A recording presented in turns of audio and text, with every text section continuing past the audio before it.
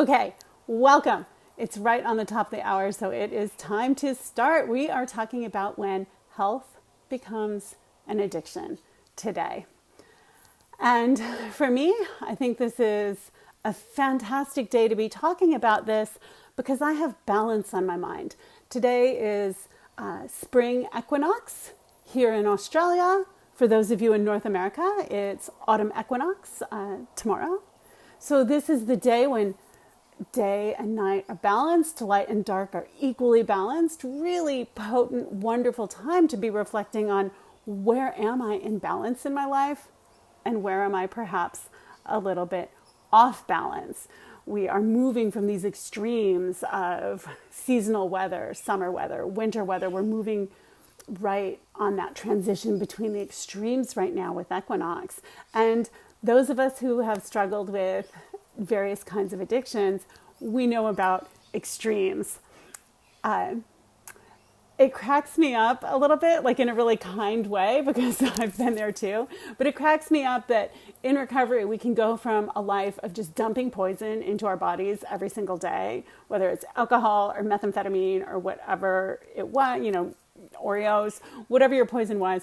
We can go from this extreme of dumping poison into our bodies and minds every single day. And then we put them down and we become abstinent, or we moderate our use and we start to get healthier. And we can become just as rigid and tight around it's got to be pure food, clean eating, exercise every day for at least an hour, complete detox products, we can just go so much from one extreme to the other, can't we? So today what we want to talk about is how do we find balance? And we're going to set this up. We're going to talk about a particular issue called orthorexia nervosa and also exercise addiction. And orthorexia nervosa is a proposed new eating disorder category around an obsession with healthy eating. And exercise addiction, I actually spoke about that last week a little bit. It's kind of self-explanatory, addiction to exercise. So we're going to dive in. We're going to look at how we can find balance with our own wellness and in our recovery, because that's the point of putting aside our primary addictions, right? We want to feel good, happy, healthy, high energy. And this is a journey I know very well. I moved from very, very deep addiction with homelessness and certainly malnutrition, incarceration. I moved from a story of very deep addiction into recovery and dived in and went hardcore. Started marathoning, marathon running, did several of those, became a dietitian, very health-oriented professional focus. And absolutely, we all want to make healthy choices in our lives. A foundation of healthy choices helps us feel good. So that's cool. But we can be a little extreme with it. That was my experience as well. And so now, as a therapist and counselor, along with my other professional experience, I'm always looking for myself and for the people I support to find a gentle and yet consistent exercise and eating pattern that's going to feel balanced and healthy and joyful, not tight and stressful and painful. So I'm Lulu Cook. I am a counselor and dietitian and author. I've been in the rooms for 20 plus years, and these sessions are always evidence-based, looking to share with you actionable skills and strategies that will support your physical and mental health and recovery. There's a ton of other great meetings in the rooms that are going to support you for not picking up or not engaging in those primary addictions. This session, we're really looking at that bigger picture. Okay, I'm not doing the one horrible thing now, and I still feel like crummy. What do I need to be doing to help feel great in my mind and body now? So that's what we're going to do. I am recording this little section, and then at the end of the information I'm offering, I'll turn off the recording and open it up for some group sharing, experiences, questions, and answers. But I'm not recorded, to be sure we keep it anonymous. None of this is medical advice per se. That's what I do with individual clients. So this is all just meant to be a general overview, and really my apologies because I won't be able to cover everything. I won't get to it all. But if you have questions that come up as we go along, type them into the chat box or just save them for the end, and we'll do our best to get to them. Or you can email me, lulu@gutfeelingcoaching.com. You can reach out to me here. You can, as I mentioned before we started, you can follow me on Facebook, Gut Feeling Nutrition Therapy. I post a lot of information there, and I also, post the recordings. If I get a good, clean recording, tech God's willing, I post the recordings there for these sessions if you want to review them or share them. And also my blog, Gut Feeling Nutrition Therapy, I also post additional great information there. So lots of ways to stay in touch. And the best way, of course, is to see you guys here every week. So the topic for today is this health addiction. And just to give you a heads up, next week, I think we'll talk about plant-based eating and the role of vegetarian or vegan diets, or plant-based diets that include meat and fish. We're going to talk about it. There's a lot to cover there. So that'll be next week. In my role as a counselor and dietitian, I have clients come to me regularly who feel afraid to eat. There's a lot of tension and tightness and stress around making the right food choices, a lot of confusion, and a lot of beating ourselves up because I know what I should eat, I'm not eating it. Or maybe I'm eating 100% clean eating, organic and pure, and I'm still miserable. We create suffering for ourselves. I see this in my clients every day, creating suffering for ourselves in pursuit of health. Does this sound familiar to anyone here? Some of us might have created a lot of suffering for ourselves in pursuit of happiness in the midst of our addictions, in the midst of our alcoholism, right? We just thought we were trying to be happy. And in the midst of that, we created suffering. We can do the same thing with food and health behaviors. We want to be healthy. There's nothing wrong with wanting to be healthy, nothing wrong with wanting to be happy. And yet we can create a lot of pain and even damage for ourselves. So I want to start all of this off by acknowledging that there's a real paradox here around health and health addiction. Yes, it's great to be healthy. We want to live long. We want to be energetic. We want to show up for our families and loved ones, and the hobbies we're passionate about, and helping out in the world. We want to feel good. And so we need to be healthy for that, right? This is all good. And yet we also have this deep unease around health and well-being. Certainly in our current world situation, sitting here in highly privileged Western societies, we experience a real tension around access to health products that are being sold to us, our individual health versus societal health. And there's very clear puritanical origins to how we think about health, particularly in America. A lot of moral judgment attached to body shape and size and our health choices. And for some of us, when we come into the rooms, we can get really triggered by that community, by that focus on health. And we reorient from a focus on whatever our thing of addiction was. We can reorient to this need to get it right and be really perfect and go all in with making up for it by being healthy now. And so there can be a really edgy sort of judgmental feeling about how we pursue health sometimes. Exercise addiction, just as an example, exercise addiction is different than methamphetamine addiction.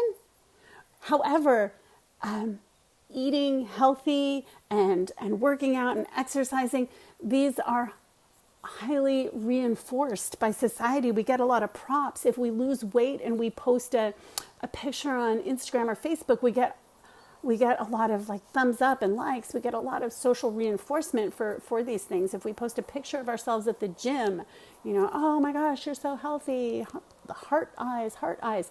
So we get a lot of reinforcement for pursuing these behaviors in our society. And yet,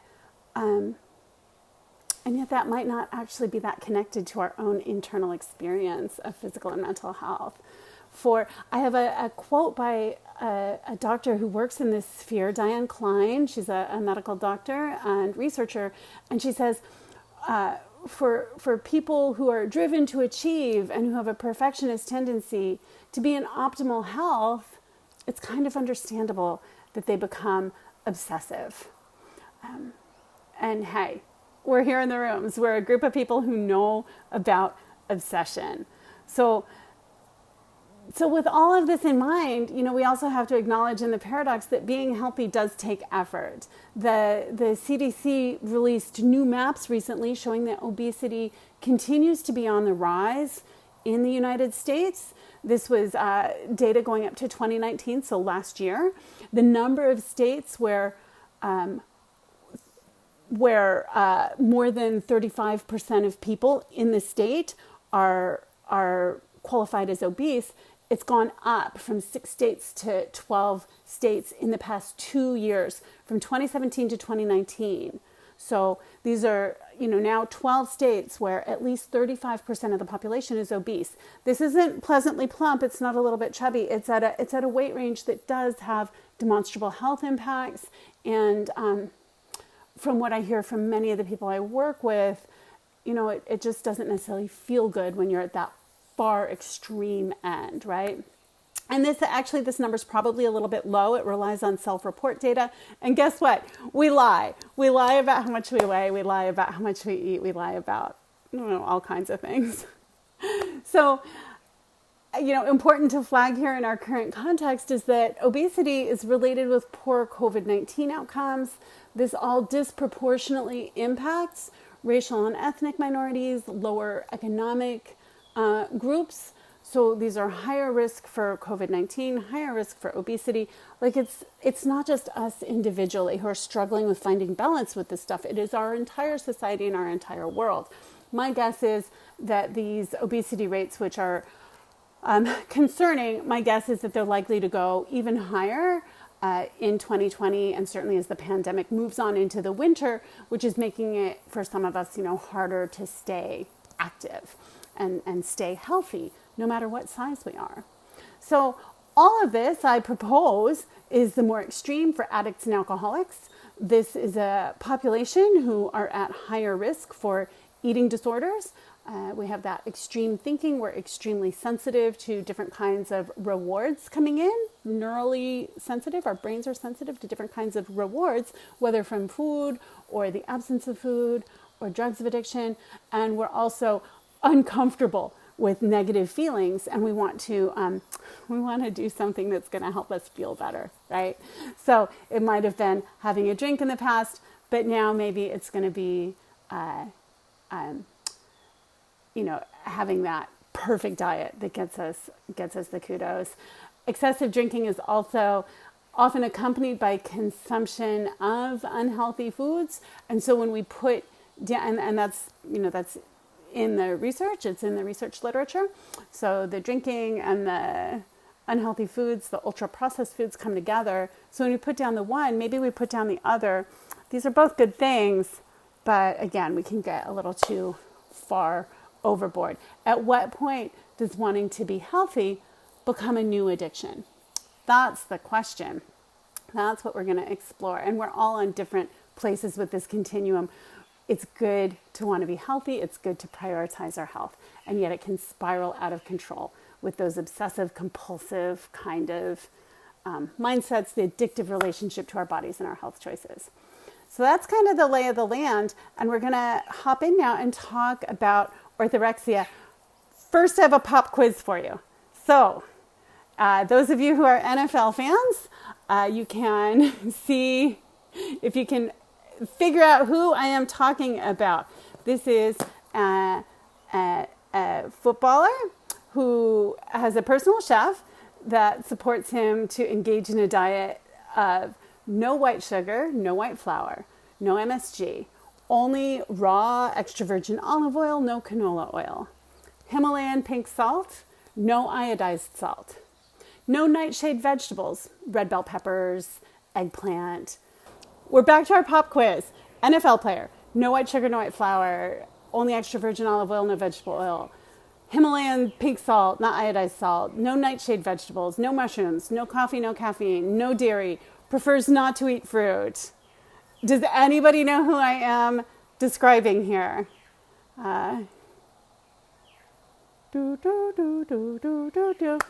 Okay, it's Tom Brady, who has a personal chef who can help put all the time in to execute this very careful diet, which from a scientific standpoint, there might be some question marks around, like no nightshade vegetables.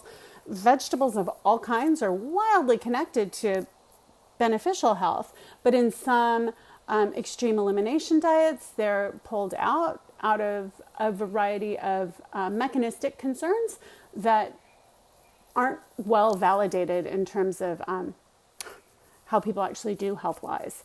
So in the interest of having this healthy diet and with a personal chef who's able to help make that happen, there's this very tight, restricted diet that excludes a lot of healthy foods. And yet this is all in pursuit of excellence. It's in pursuit of athletic excellence. And I think it's a great illustration of how thin the line can be, the definition can be around what makes for healthy eating and what doesn't.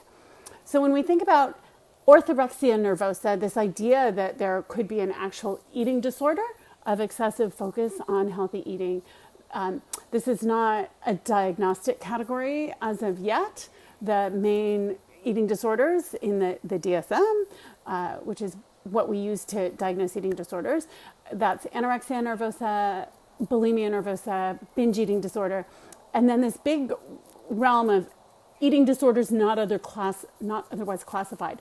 That includes night eating disorder, includes pica, which is primarily pregnant women who eat non-food items like dirt or clay, and other eating disorders that don't quite reach like a full-blown level for something like anorexia. So this is the eating disorders not otherwise recognized.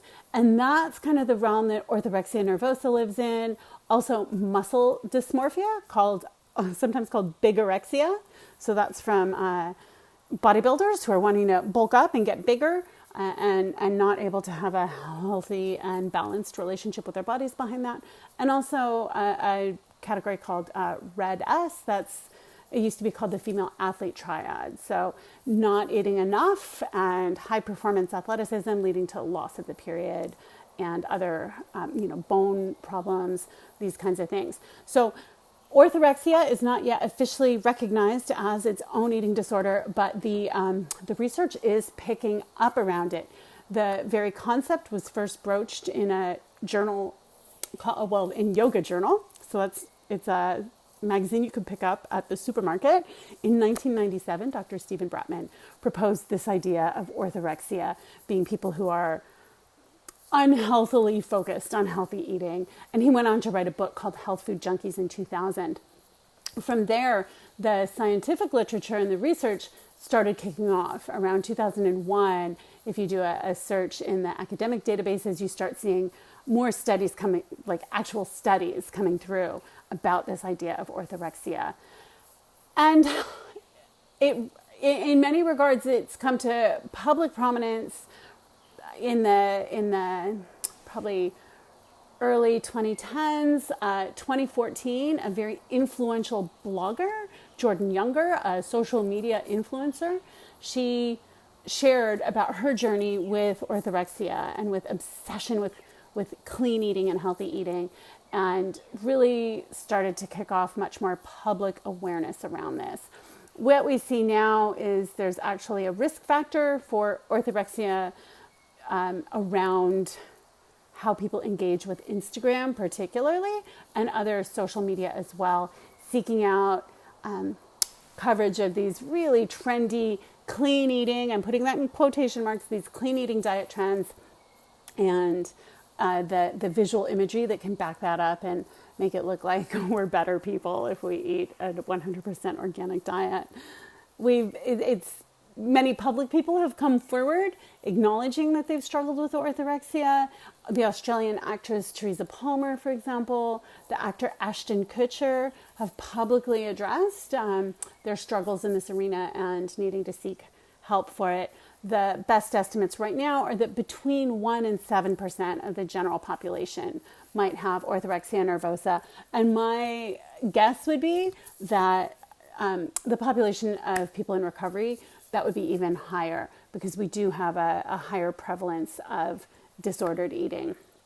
So some of the criteria that would identify for us that we're a little off balance here would be an obsession with proper nutrition, a highly restrictive diet, typically in the name of health, rigidly avoiding foods that we perceive to be impure or unhealthy, ritualized eating. And this is so hard because, as I said at the outset, we actually do have to pay attention in our culture where we can pick up junk food anytime we go through the Home Depot checkout line. There's going to be unhealthy foods right there on offer. We do have to exert effort and attention to ensure that we have a diet that is supporting our health. So, no, it's hard. It's hard. But the question is always about balance. And with these types of disordered eating patterns, we see that they can reinforce a positive ego perception. So we feel good about ourselves. Again, back to that, getting those likes on social media. This desire for optimal health seems positive. We get positive reinforcement from other people. It can make it hard to tell if we've crossed the line. One person who is in recovery from orthorexia describes it like this: I only felt worse and worse, but kept chasing this magical unicorn of the perfect diet. The anxiety I felt about food was suffocating and totally overwhelmed most other parts of my life. I was afraid to eat out or travel, or the worst of it, to eat a normal meal with my family. I had to have complete control of everything I was eating. And that's a woman named Emily Fonsbeck who said that. So again, circling back to that brain similarity between addictions and eating disorders, that need for complete control and for feeling overwhelmed and not being able to engage in normal life. We know about that, right? Orthorexia can lead to nutrition deficiencies, medical complications, poor gut health, and just an overall poor quality of life when you just can't go out with your friends. There's a lot of emotional distress after eating foods that are considered unhealthy. And many times we would see people, I certainly see this with clients who are following some particularly restrictive extreme diet for a health condition that either they do not have or that there's no evidence that they need that kind of, there's no scientific evidence demonstrating that that particular kind of extremely restrictive diet would actually help with the health condition. So that's one of the diagnostic criteria. And insisting on the health benefits of a diet in spite of evidence to the contrary. I think the biggest one here that matters in our day-to-day life in many ways is just the interference with normal social functioning and connection within daily life. When we are on extreme diets, extremely restrictive, extremely healthy diets, it can make it hard to socialize. It can make it hard to just go out and enjoy a family meal or, participate. Maybe your home group is having a 10-year anniversary grill barbecue and you want to be part of that. You want to be part of that communal, connecting food recovery experience, and yet having some particular kinds of really extreme diets can make it hard for us to attend those events at all, show up with a warm and open heart, feel accepting of our own choices. Wow, that macaroni salad looked amazing, and now I hate myself because I had 3 bites of it. And we can also fall into fall prey to having a lot of judgment about the people who are less restricted in their eating. So there's real impacts on us if we get too tight around this need to, quote, be healthy. So the bottom line, and these are questions I encourage any of you to reflect on for yourself right now, or maybe even to ask if you have friends or family members that you're concerned about, you could ask them, how is your eating affecting your life? Do you feel happy, healthy, and high energy? Can you go to dinner with the people that you love? How much time do you spend on meal preparation? How many foods do you not eat because of these concerns? Are you eliminating more food over time? Is shopping confusing and overwhelming? Do you worry about your food choices? What happens if you fall off the wagon with your healthy diet? Is there guilt and shame there? Or is there softness and self-compassion? Does your healthy eating interfere with other important dimensions of life? Your recovery, your social life, spiritual life, creative life, your livelihood? Is your personal sense of serenity and peace dependent on the purity and rightness of what you eat? These are the kinds of questions that can help us know we're a bit out of balance. I see people are, wanting to chime in, so I'm actually just going to skip through a little bit quickly here and just cover a few things. I have certainly case studies, anything from young women to middle-aged men going on different kinds of extreme, quote, healthy diets. The funny thing is that the case studies in the scientific literature are very divergent in terms of what different people would consider a healthy diet.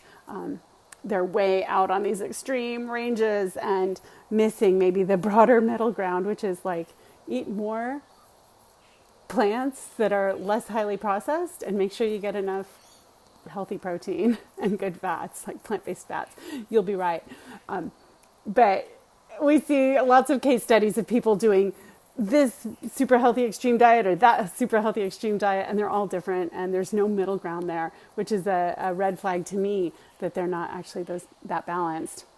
We see that orthorexia can be a bigger eating disorder potentially for men than some of the other disordered eating categories. Athletes are at very high risk. Up to 30% of male athletes are at risk. And of course, when you are a professional athlete, you are controlling your diet to enhance performance or to reach a certain weight or body shape. The NFL player Patrick Devaney, I hope I pronounced that correctly, he's spoken out publicly about his struggles with disordered eating. So I want to touch quickly on exercise addiction. We've been talking a lot about food, but I do want to touch on exercise addiction as well, sometimes called anorexia athletica or obligatory athleticism. How much of a buzzkill does that sound like, you guys? We talked about exercise last week and finding a healthy, happy way to move your body joyously. Obligatory athleticism is not that.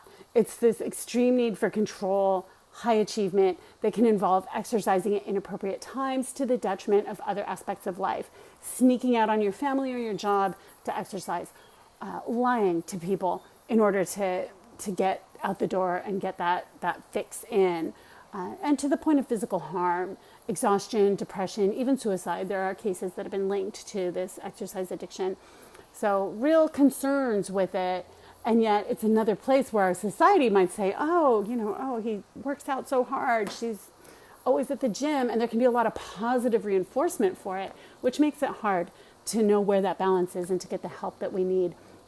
30 minutes a day of moderate physical activity, up to an hour a day if we have a real focus on wanting to stay in a particular weight range.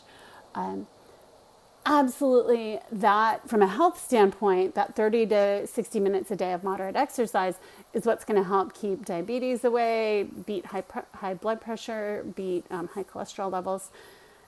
Exercise addicts might say, well, if 30 minutes a day of walking is good, then a 4-hour run a day is better. And it's 4 times better, 8 times better. And this just is not true. We actually know that extreme endurance athleticism, such as ultramarathoning, has some immediate and long-term negative health impacts. So I like the idea from Ian Cockrell, a sports psychologist who gives us this question. How do we distinguish healthy exercise enthusiasts from exercise addicts? Quote, healthy exercisers organize their exercise around their lives, whereas dependent exercisers organize their lives around exercise. And we could apply that to food as well. Having a healthy relationship to things, to food and exercise, means that we make careful, thoughtful choices around how the role that those play in our lives and fitting them in. But we don't make our entire life revolve around exercise. So risk factors, so let's talk about the addiction and alcoholism side of things. We've got risk factors around weight bias, stigma, overemphasis on thinness as being like the most important thing we could achieve in life. All of these are risk factors for orthorexia. But importantly, I think we need to look at perfectionism, fear of loss of control, and neuroticism. Those have been research validated. Neuroticism is one of those big 5 personality characteristics linked with anxiety and pessimism. And people who are prone to addiction and alcoholism are going to be higher in neuroticism as well. Addictive compulsive disorder is another red flag. People who are potentially diagnosed or suffering with addictive compulsive disorder are going to be at higher risk. Anyone with a current or past eating disorder. And this is such an important link because we know that having had alcohol dependence in the past puts us at higher risk for disordered eating, and it goes the other way around. There is a strong co-occurrence between eating disorders and excessive alcohol consumption. That shows up more so in women than men. And both of these are motivated by wanting to cope with uncomfortable feelings and wanting to achieve a reward, wanting to feel good. So the higher severity of eating disorders are associated with more severe alcohol use and abuse, more frequent intoxication, higher level of alcohol-related physical, emotional, and social symptoms. So for anyone who's super curious about that, let me know later. I can certainly send you some of the research links. You can go look at the studies that have been done on this. We know that in general, we might see the eating disorder behaviors develop prior to the alcohol misuse at a population-wide level, but certainly I can say that with the clients I work with, it could go either way, which one pops up first. And again, it's that brain circuitry that makes us more sensitive to things that seem rewarding in the moment. Quote marks, they seem rewarding in the moment. And it's our difficulty managing negative emotions. So a diagnosis of an eating disorder should be enough to flag healthcare providers of the risk of future alcoholism, actually. Self-medication via eating disorders or alcohol consumption, that drinking to forget about my problems, we can do that through how we manage food and health as well. There's also a piece here around social influence, attachment, how our early childhood experiences of attachment influence our later addiction behaviors and our later food behaviors. We naturally seek group belonging. There's nothing wrong with that. We want to belong in a group of people who care about us and feel connected with some close others. Health behavior travels in groups. This is part of why recovery groups are so powerful. If we're hanging out with a bunch of people who are not getting loaded, that influences us. It's contagious to not want to get loaded ourselves, right? But at the same side, we could find ourselves in groups that are excessively focused on behaviors that go a little bit over the edge of health.